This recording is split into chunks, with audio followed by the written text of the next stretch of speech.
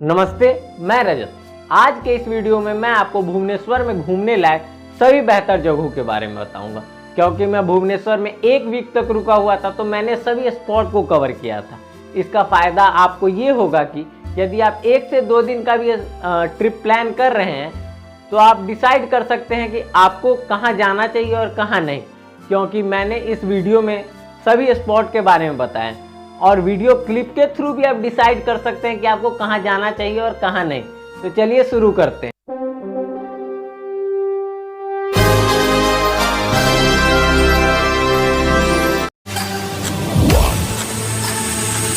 भुवनेश्वर को मंदिरों का शहर कहा जाता है। यहाँ मध्य युग में लगभग 7000 से अधिक मंदिर एवं पूजा करने के स्थान थे, जिनमें से अभी लगभग 500 ही शेष हैं, जिनमें से लिंगराज का मंदिर सबसे बड़ा एवं प्राचीन है और भुवनेश्वर आए टूरिस्ट में यह मुख्य आकर्षण का केंद्र भी है। नंदनकानन भारत का सबसे बड़ा एवं खूबसूरत जू में से एक है। वैसे तो मैं कई जू में गया हूं, जैसे तिरुवनंतपुरम जू, पटना जू, दिल्ली जू, बट इन सभी में यह सबसे बेहतर है। यदि आप भुवनेश्वर आ रहे हैं तो यहाँ जरूर आएँ। यह एकमात्र जू है जो कि वाजा world association of zoos and aquarium में शामिल है। यहाँ पे व्हाइट एवं मेलानिस्टिक टाइगर का प्रजनन भी होता है। तो इसका फ़ायदा आपको यह होगा कि यहाँ यदि आप आते हैं तो आपको छोटे बाघ के बच्चे भी देखने को मिलेंगे।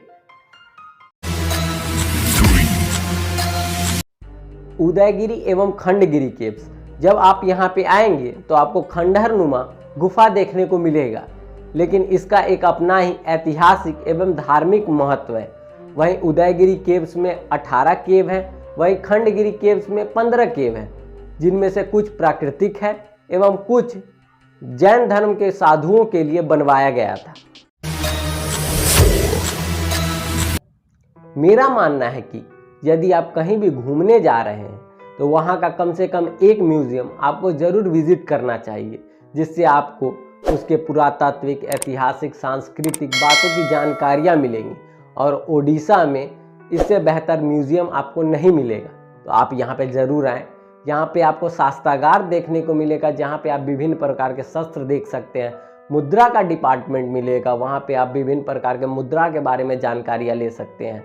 यहाँ पे आपको मॉडल मिलेगा, जहाँ से जैसे धरती के अंदर हम कोयला कैसे निकालते हैं तो उसको भी आप देख सकते हैं। यहाँ पे आपको हाथी के दांत से बने विभिन्न प्रकार के वस्तु देखने को मिलेंगे, तो उसका भी आप लुत्फ उठा सकते हैं। तो यहाँ जरूर आएँ आप। धौली शांति स्तूपा, इसे हम पीस पगोड़ा के नाम से भी जानते हैं एवं धौलीगिरी के नाम से भी जानते हैं। यह एक बुद्धिस्ट टेम्पल है। यह काफ़ी प्राचीन एवं बड़ा है। यहाँ पे आपको बुद्ध की कुछ मूर्तियाँ देखने को मिलेंगी, जिसके सामने आप अपने पिक्चर भी क्लिक करवा सकते हैं, यदि आपका मन हो तो।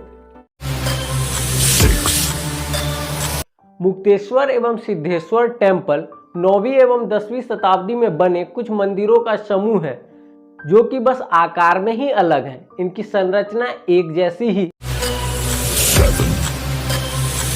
राजा रानी टेम्पल देखने में तो बहुत ही खूबसूरत है, लेकिन इसमें अभी कोई भी प्रतिमा स्थापित नहीं है। साथ ही साथ इसका जो गार्डन है वह भी बहुत ही प्यारा है, तो आप यहाँ भी अच्छा खासा समय व्यतीत कर सकते हैं। ओडिशा स्टेट ट्राइबल म्यूजियम, यहाँ पर आके आपको पता चलेगा कि ओडिशा में जो जनजातियाँ हैं वो कैसे रहती हैं, उनका घर कैसा होता है, उनका पोशाक कैसा होता है, वो किसानी के लिए कौन से औजार का उपयोग करते हैं, वो उनकी पेंटिंग्स कैसे होती है। तो यदि आप ओडिशा के ट्राइबल्स के बारे में जानना चाहते हैं तो यहाँ जरूर आएं।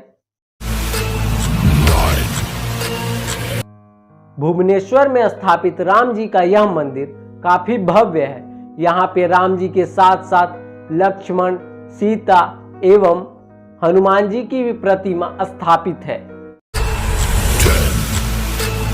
रीजनल साइंस म्यूजियम, यहाँ पर आप दैनिक जीवन में घटित होने वाले घटनाओं को विज्ञान की नज़र से देख पाएंगे, जैसे दिन या रात कैसे होता है, मशीन कैसे काम करता है, मिरर इफेक्ट आदि। यदि आपके साथ कोई बच्चा हो तो उसे ज़रूर लेके आएँ, जिससे उसे बहुत सारी कंसेप्ट क्लियर होंगी और बहुत सारी नॉलेज प्राप्त होंगी।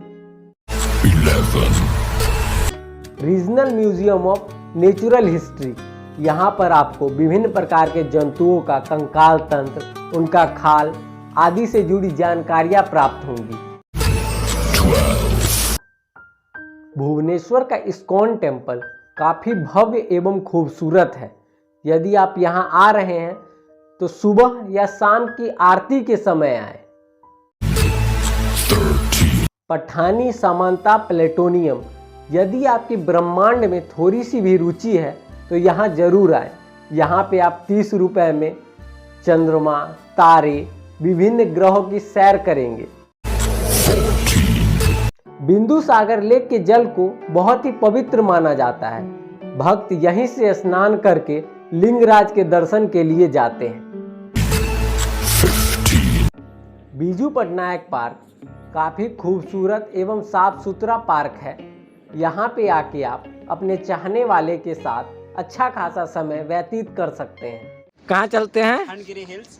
क्या है ये? खंडगिरी हिल्स जैन मंदिर है, जहाँ पर संतों के लिए गुफाएं बनाई गई थी और यहाँ पर आपको गुफाएं देखने को मिलेंगी। आइए चलते हैं। कहाँ चलते हैं महाराज? कहाँ ऊपर? सीढ़ियाँ जा रही हैं ऊपर हिल्स पे चलेंगे, हम लोग देखेंगे कितना अच्छा माहौल है। यहाँ से जहाज एकदम पर्वत के ऊपर से जाता है, बिल्कुल बगल में एयरपोर्ट है।